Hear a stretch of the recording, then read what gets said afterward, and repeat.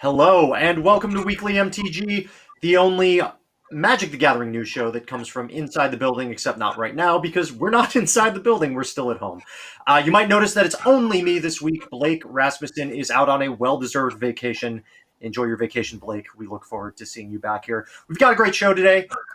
Before we get to that, I'd like to call out a couple of things that are happening this week in the Magic world. First of all, Magic the Gathering Arena finally coming to Mac. It is on Mac right now. You can download it via the Epic Games Store onto your Mac computer. And whether you enjoy it on Mac or PC, Core Set 2021 is currently live on Magic the Gathering Arena. So go check it out, run some player drafts, and just generally enjoy the experience that is Core Set 2021.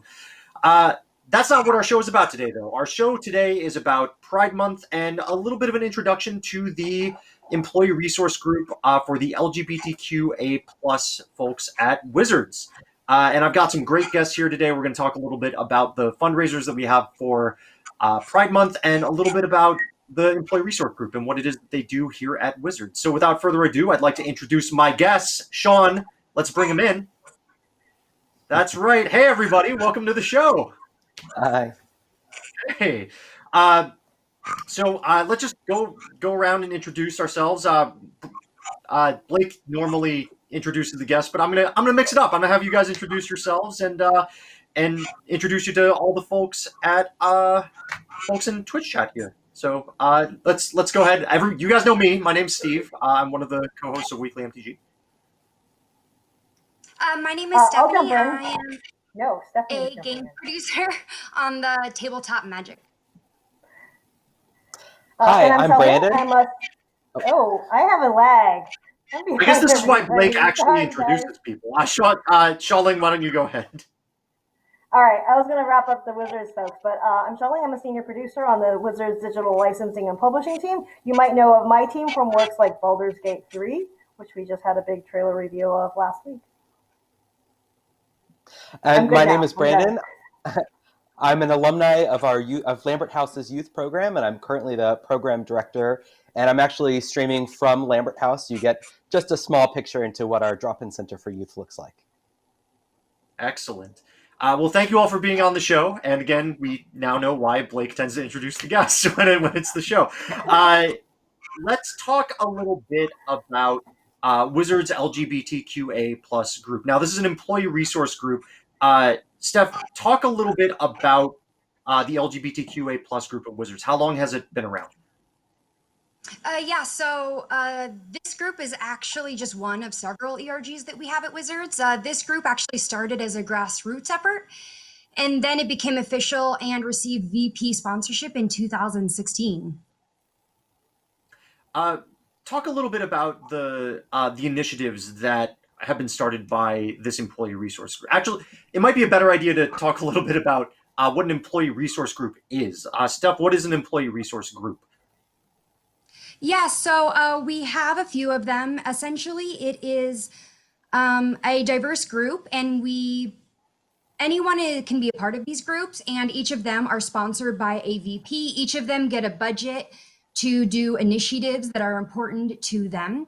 So we also have Women of Wizards, and then we also have Wizards of Color as well, along with the LGBTQ plus group. I think we have one more for environmental, which is the green team. And basically we help to drive internally from the bottom up, the kind of initiatives that employees really want to see the company embrace. And so a lot of times it's a small group of people volunteering their hours and trying to make Wizards and the world a better place in our own little way. What are some of the initiatives that you guys have, that y'all have started in the LGBTQA plus group? Talk a little bit about some of the initiatives that you've done. So before I tell you about initiatives, I just want to give you a glimpse into our mission. So our mission is absolutely. Our mission is to create a work environment that welcomes all members of the LGBTQ plus community and values all forms of diversity through education, support, and social action. And then to answer your first question, so basically the blueprint of our group is threefold. First, bringing visibility and community within Wizards, such as a safe place to work, creating internal networks and community outreach. Last year, we actually completed construction on a gender-neutral bathroom. Second, we bring education and influence, such as organization training, policy advocacy, and providing a resource library. And then last, to advocate to internal stakeholders the intrinsic value of keeping our employees and player base diverse. I know that the group's representatives also sometimes participate in events outside the building. What are some of the events that the group's attended in the past? Yeah, so we attend a lot of conventions. Some of those are OrcaCon and GamerX. And Shelling, do you want to talk a little bit more about that? I totally will. So we believe it's really important to show up in the community. We want to engage with the community. We want the community to know that there is a group within Wizards that is here to help them. I think sometimes some of our best hires actually come from people in the community at Wizards, and especially I think a lot of times on Magic, it actually is those people who are extra passionate. And we want to make sure that they all know Wizards is a welcome place, and we want you here. So in addition to like attending OrcaCon or GamerX, we also do other initiatives to show our support for the community. We also want to give back. And so one of the big things we do, which we're really excited about to talk about today, is we do a Pride t-shirt campaign every year. It's been an annual tradition for the last 2 years. This is the 3rd year we are doing it.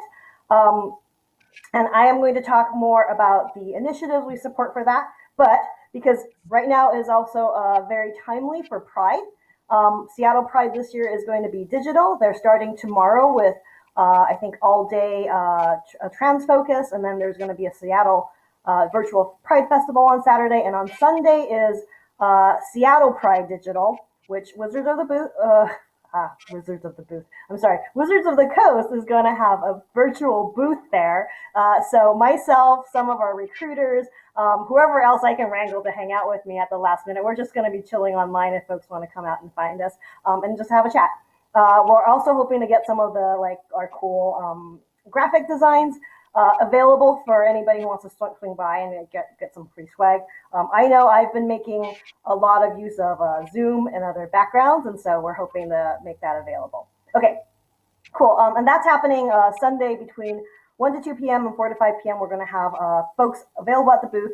I think maybe we can shoot out later. There's a link for that website. You can also find it through Seattle Pride. All right, so let's talk about the really cool thing, which is Pride t-shirts. We, for 2020, we're doing our big Pride fundraiser for Trevor Project and for Lambert House.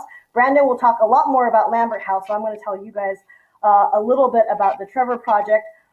Before I do that, I'm definitely going to talk about shout out to all the amazing people at Wizards who helped us to pull this together. I know by the time, as a consumer, I see a graphic design, I'm like, that's amazing, and I'm going to pay, however much money and support something. The amount of work and blood and sweat and tears and hours and hours and off hours that people have put into this, I am here representing those people. This is by no means work that I have done. They have been amazing, and it has been so touching to see so much of the internal Wizards community come together and work together to help us bring this. Some of the designs, we're going to show you guys both the MTG as well as the D&D designs. Actually went through so many iterations. We started to work on this last year, and then you had concept designs and reviews. And a lot of times the folks working on it are not necessarily people who professionally do this. This is a lot of people who are just passionate about making sure that we show our support for the community by having these designs out there and to help do that fundraising. So I'm really thankful for all the folks across the organization. I'm not going to name everybody because it would take a very long time, but you know who you are because I have definitely called you out on memos internally for the great work you've done. I do also want to say that 100% of the proceeds for both of the designs go to the charities. We actually don't deal with the money at all. Our custom ink partner handles all of the Lambert House donations, and then Trevor Project is handled through our awesome, amazing partner. Shout out to Steve Port at MTG Pro Shop. MTG Pro Shop, if you guys are not aware, just in case there's somebody tuning in for the first time, provides licensed Magic the Gathering merchandise of their own designs as well as officially licensed products. So they carry a variety of things. They have over 15 items for Pride up on the website with the design this year. They also have some of the leftover designs from last year. So if you didn't get a chance to pick that up, it has, let's see if people can see this. I don't know, this might be a bit small. The rainbow Pride Spark design from last year. So that's still available. The 2020 designs, I'm saying so myself, but I thought it was pretty amazing. I really like that pen. I haven't gotten mine from MTG Pro Shop yet, but hopefully it's coming soon. And so they're supporting Trevor Project this year. For anybody unfamiliar, Trevor Project is created by, was founded by creators of the Academy Award-winning short film called Trevor. It's a leading national organization providing crisis intervention and suicide prevention services to lesbian, gay, bisexual, transgender, queer, and questioning young people under 25. We believe really powerfully in supporting communities like that. Trevor Project has a lot of resources online. So if anybody's interested, I encourage you to go to their website, check it out, see all the good work they do.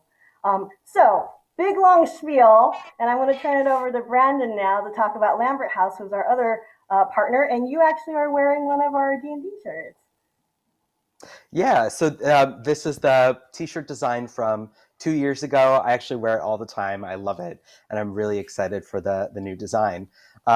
So, first I want to say thank you to everyone at Wizards of the Coast that, has really supported Lambert House, gotten involved in Lambert House programming, and helps make this fundraiser possible. It's really changing a lot of things for Lambert House in really great ways. So I'll talk about what Lambert House is and what we do. Lambert House is an LGBTQ youth community center in Seattle, Washington. Our mission is to empower LGBTQ youth through the development of leadership, social, and life skills. We have programs and services for youth that are 11 to 22 years old in the greater Seattle area, though we don't actually have any requirements about where youth live in order to participate. And I'll talk a little bit more about the demographics of our youth in a bit. We were founded in 1981 by a pediatrician, Dr. Bob Deischer.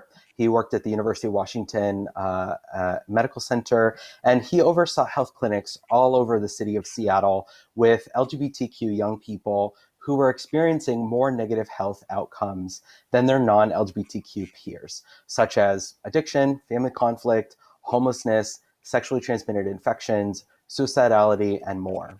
Bob's vision was to create a way for LGBTQ youth to meet each other, to come together, which opportunities were rare. And as a pediatrician, he felt if these youth could just meet each other, they would have better health outcomes. And really, that is still at the core of what Lambert House does today, 39 years after we were founded. So, Brandon, you... Well, first of all, let's make sure to put up the graphic of the stuff that's being offered for D&D this year to help benefit Lambert House through custom ink. You can see the URL at the bottom of your screen and some of this year's designs for D&D and Lambert House.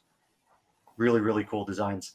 Brendan, what are some of the services today that Lambert House offers? I know you talked a little bit about the origins already, but obviously the organization has evolved into what it is today. What is it today, and what are some of those services that Lambert House offers to the community? Yeah, so, one of the hardest things about oppression that LGBTQ people face, especially LGBTQ young people who they have less autonomy and less power over their lives, is isolation from each other. That feeling of aloneness has a really tremendous negative impact on our community. And just prior to the pandemic, we were approaching 50 different programs, services, and events year-round, including weekly affinity-based peer support groups, semi-monthly geographically-based peer support groups in smaller communities throughout King County, a family-style dinner Monday through Friday, an LGBTQ youth lending library, computer lab, clothing, visual art group, and so much more. Again, we were approaching 50 different programs, services year-round. beginning in March because of the pandemic and to look out for the safety of our youth, their families, volunteers, staff, and our broader community, we began pivoting as many of our programs to online formats as we could find the means to do so. And currently we have, I think, 14 weekly opportunities for youth to get together online safely, to connect with each other, and to connect with LGBTQ and ally adults who can provide mentoring, role modeling, support, help youth connect to resources. And we're particularly excited about our Youth Pride event, which is this Saturday, just 2 days away from now. I've been meeting with a committee of youth from Lambert House totally online from the first meeting since mid-March. And when presented with this problem of wanting to create a big event for youth to come together, they immediately coalesced around the idea of an event in the game Minecraft. And so we're really excited to do that this Saturday evening. We'll also have a Discord server dedicated to the event, so youth can get online, they can play, they can build in Minecraft, they can chat in Discord. We'll have adults online as well, and youth can register for that on our website. Awesome. I know you mentioned you had all these programs that were up and running before the pandemic started. Obviously, things are very different now. How has Lambert House been adjusting to this new world and still work on their mission statement? Yeah, that social isolation piece, especially when we're cooped up at home and some youth are at home with families. Maybe they're not out at home. Maybe their family is not supportive of how they identify. And so it's really critical for us to try to create ways for youth to connect. So we have an intake process for new youth just to make sure that we know who's joining our programs and that we can maintain a safety in the space by controlling who has access. And once youth complete that orientation program, which is 2 quick parts to it, they can join one of our groups that meets by video or by live text. So we have a variety of formats to meet youth's needs where they are and how they would like to connect best. So we have video groups, we have those live text groups. We also have a Discord server that's available from 4 to 7 p.m. Monday through Friday. The groups that meet weekly that we have are a trans youth group, Monday at 7. We have a group called Ultraviolet, which is for female identified youth on Tuesdays from 7 to 8:30. We have an art group every other Wednesday at 5 o'clock. We have a group for male identified youth on Thursdays at 7. And then we have 3 all LGBT youth groups, one on Friday, one on Saturday, one on Sunday, that all meet at 7 o'clock. And they have a variety of formats available, including that live text option or video, depending on how youth would like to join. So for people that are looking to get involved, whether it's to volunteer, become part of the organization, or just looking to see more about what programming Lambert House offers, what's a good resource for them? Where can they go for that? Yeah, so I mean, in normal times, youth just show up on our front porch and say, I'm new, and we help them from there. But right now, really the best place to go is our website, just lamberthouse.org down there at the bottom of the screen. And youth can learn more detail about the programs that we offer, that orientation that process that I mentioned, and how to do that. And then we basically communicate via email to get you signed up for the groups that you'd like to attend. It brings up an interesting topic that I just thought of. Lambert House has been around for quite some time. How has the proliferation of stuff like video chat, stuff like email, which seems like it's pretty old by this point, but is still a relatively new form of communication.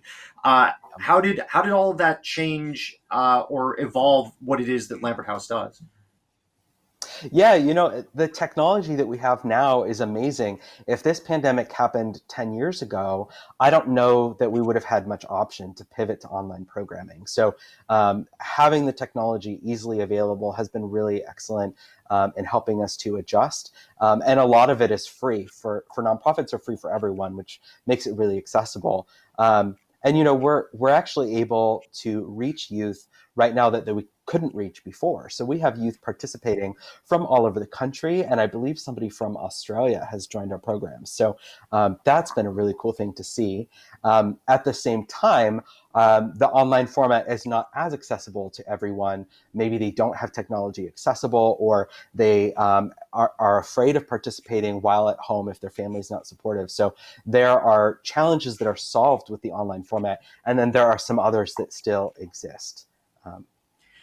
For sure. And there's a very good question in chat. They asked, is Lambert House a Seattle-only organization? And clearly, from what you just said, at least right now, with the expansion of these programs to online, the answer is it's not just Seattle anymore. It's countrywide and worldwide, it sounds like. Exactly, yeah. So we don't have any official geographic restriction where youth need to live to participate. And in normal times, before the pandemic, we were seeing youth from over 135 zip codes in the city, outside of King County. And King County is one of the larger counties in the whole country. And so it's a pretty large area. So youth don't have to live in Seattle or in King County even to participate. And yeah, as you said, we are worldwide for the moment. Charlene, anything to add? For Brandon? Yeah. Actually, no, I'm curious. Now that you guys are exploring digital expressions of programs and connections, like, do you guys plan to continue that post-pandemic? That is something that we still need to look at. Young people are using technology more and more, and so I think there are some opportunities that we can look at, but things have been going so fast, we haven't really had an opportunity to have that conversation, but definitely something that we'll look at.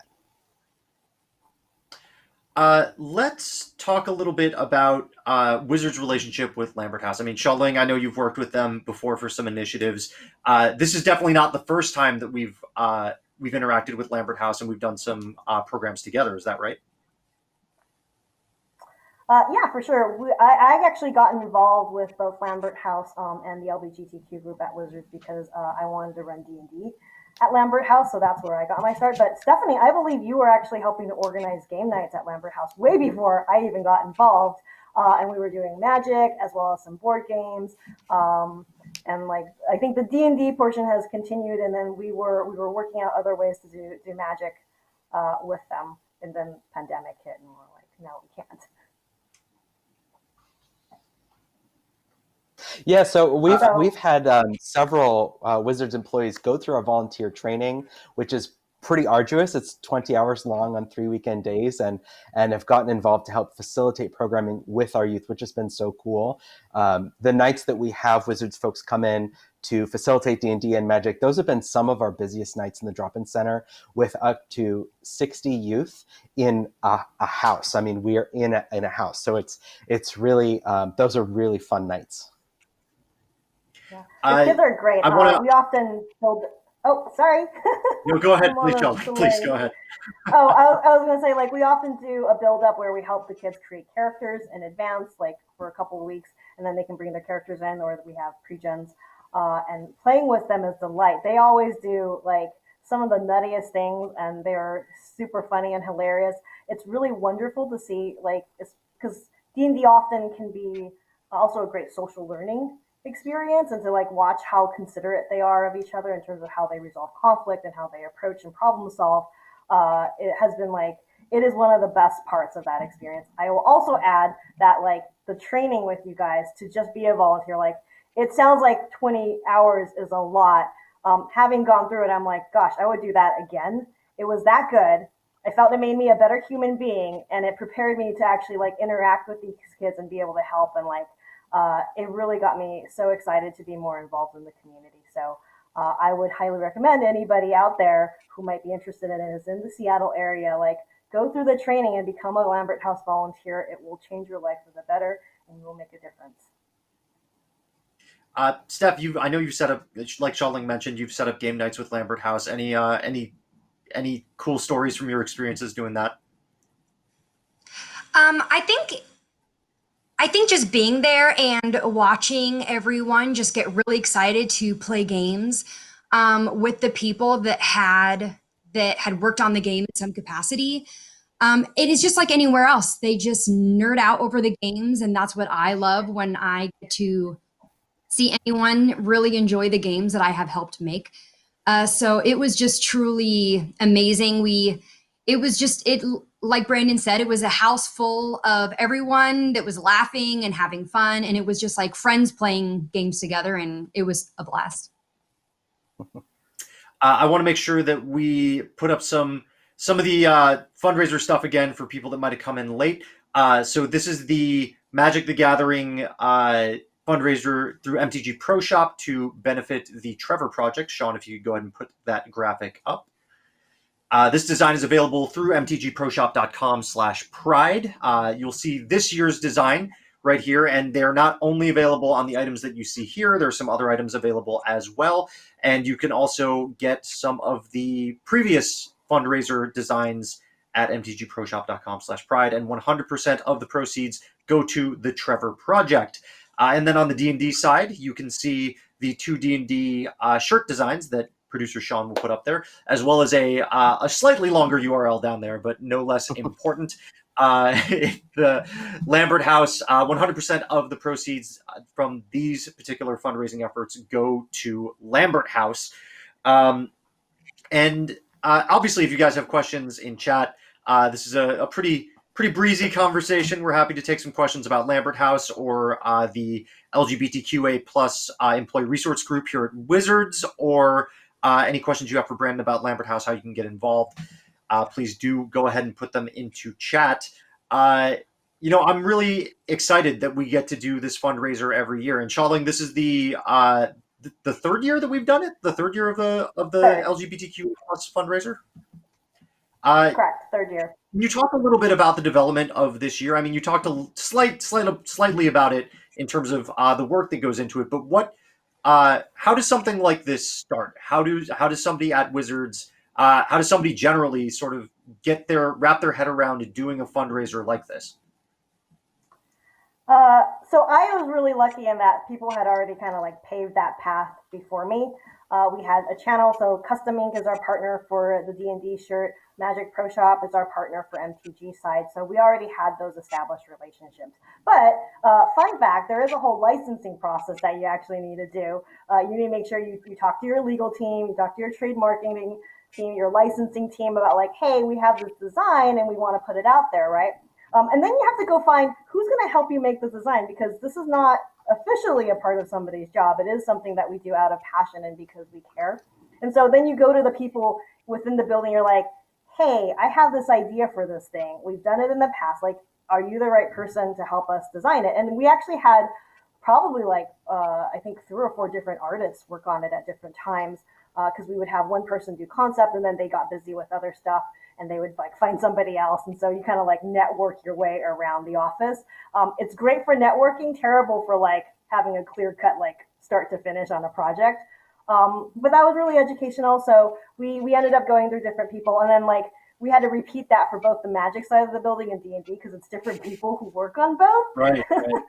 So, and then once you're done with that, then you have to go find your brand people, which again, 2 different pipelines. As they're like, hey, MTG brand, what do you think about this? And the fun thing there is we actually went to them with a design, and they came back with, what if we designed it for you? So Matt Cavada is the mastermind behind the final MTG design, and he was like whipping them out, sending them left and right. There was one other artist on his team who was helping, so it's not all to Matt's credit. But they came through for us. They were like same day responses.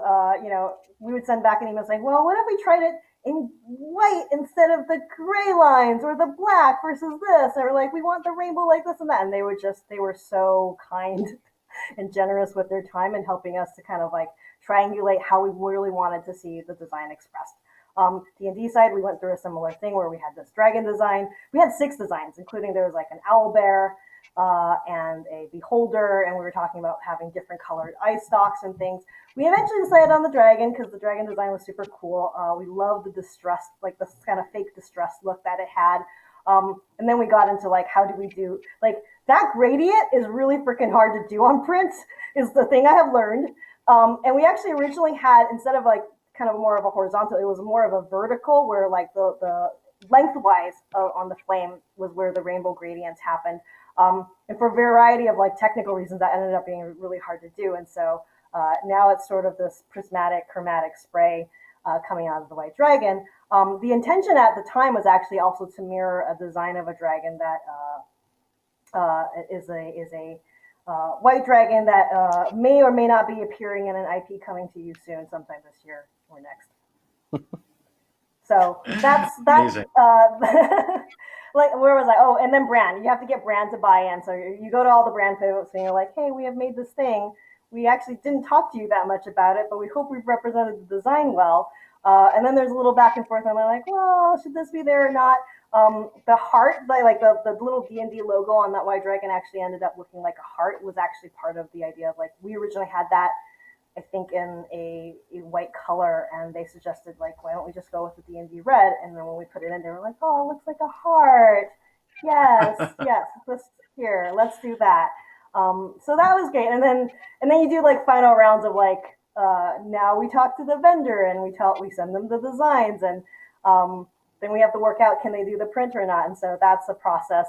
And then at the tail end of it, we talk to folks like you, Steve, and we say, hey, we have this thing we want to show the world. Like, can you help?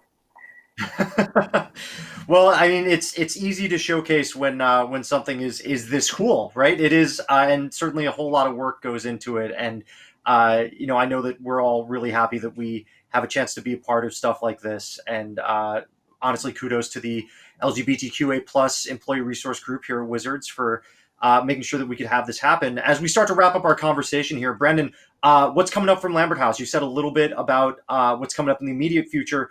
Anything more long-term that you can share with us before we head off the air here? Yeah, so obviously we are watching Seattle King County Public Health guidance really closely and thinking about, like, when can we return to in-person programming that will be safe for everyone.